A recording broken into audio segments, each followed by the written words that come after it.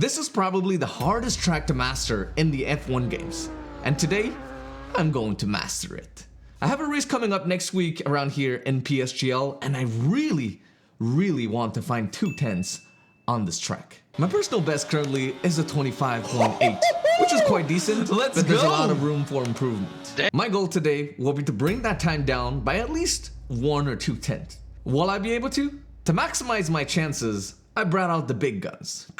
Blok, Ferrari Esports Engineer. Is he going to help me dramatically become faster? But most importantly, how many laps is it going to take for us to get there? First, I drove a few laps to solidify a banker, and most of my laps were around 25.9, which is only a tenth off of my personal best. We start by looking at setups, and you won't believe what Christian has managed to teach me in just about 5 or 10 minutes. There's so much that I don't know about, and there's so much more that I have yet to learn. This is why I love sim racing. It's a never-ending journey. But this is also where I learned my first hard lesson. Minimum speed is everything. If you can carry a bit more speed through every corner on track, then you will have a faster lap time at the end of your lap.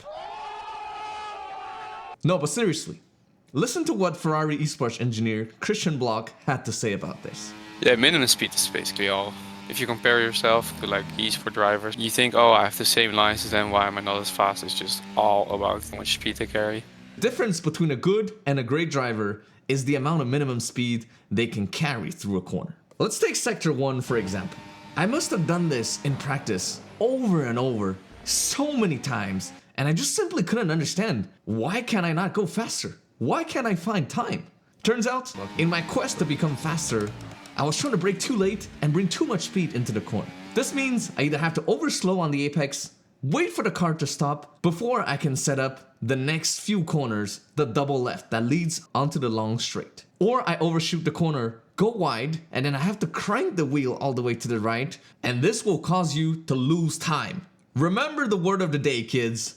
Minimum speed is everything. What I found that worked for me through there is to brake a little early on the left and start turning the car a little earlier. This is going to allow a shorter line to the next sequence of double left-handers. And this is going to allow me to set up a better exit onto the straight, which ultimately gains you lap time. Basically, sacrifice the first corner to really maximize your exit speed onto the straight. To change my line through there is to basically unlearn everything I've been doing for a long time. And it was pretty difficult. But when I did, I managed to put this tab together. So that's a new PV. Yo, let's go. By 5,000s. But see, I was like, that lap felt slow to me. It felt slow, but then I went faster. It's good. It's good.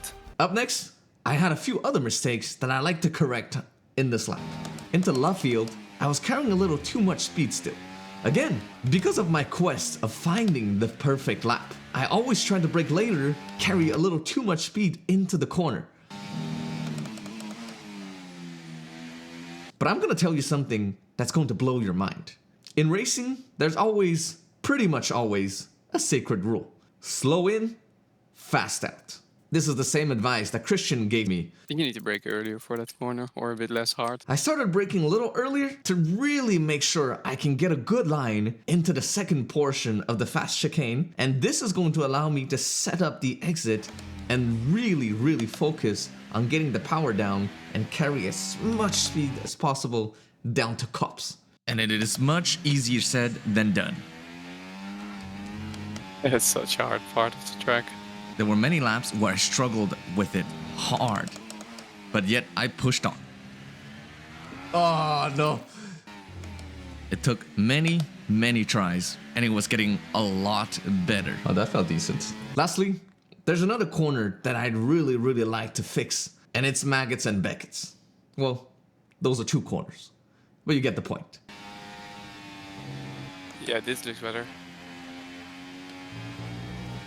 You need to like open it up a bit more easy so you can turn in earlier. This is also a corner that I could never really get right until I started doing this one thing. Okay, still a 0.4 split. Again, we're gonna try to set up the exit by sacrificing the corner before that. Can you guess how we're gonna do it? I looked at the laps from a lot of fast drivers, and what they do is they purposely go wide on the entry of maggots so that they can really get a better line out of Beckett's. What I used to do was just simply yeet the car into the corner and hope I'm gonna get a good exit. By taking the green line, your car will be straight faster and you can get back on the gas much sooner. This will allow you to carry much more speed down the straight. So off I went. I started hammering laps and laps. My lap times were steadily coming down. I was now doing a steady 25.8. Remember, that was my personal best at the start of this video. But I still felt something was not quite right. This is where I learned my second lesson of the day. Did you see your sector time in the first? 0.25. Was that good?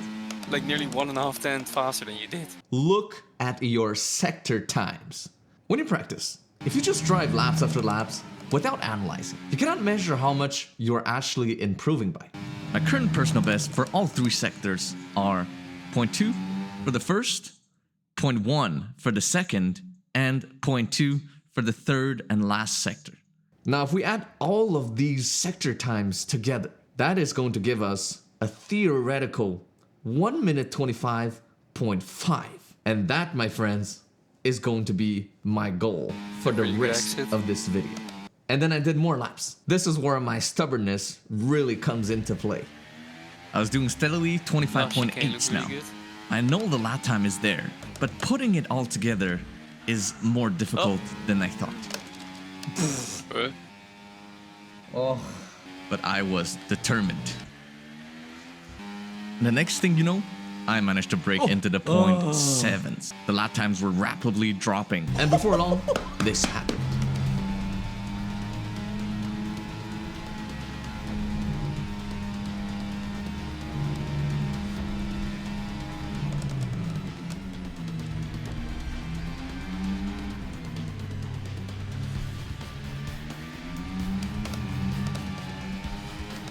Nice little 0.2 in the first sector.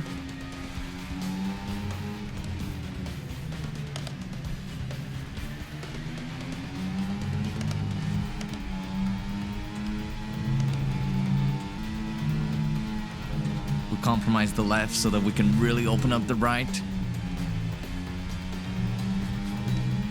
And that is going to be a 0.3 middle split.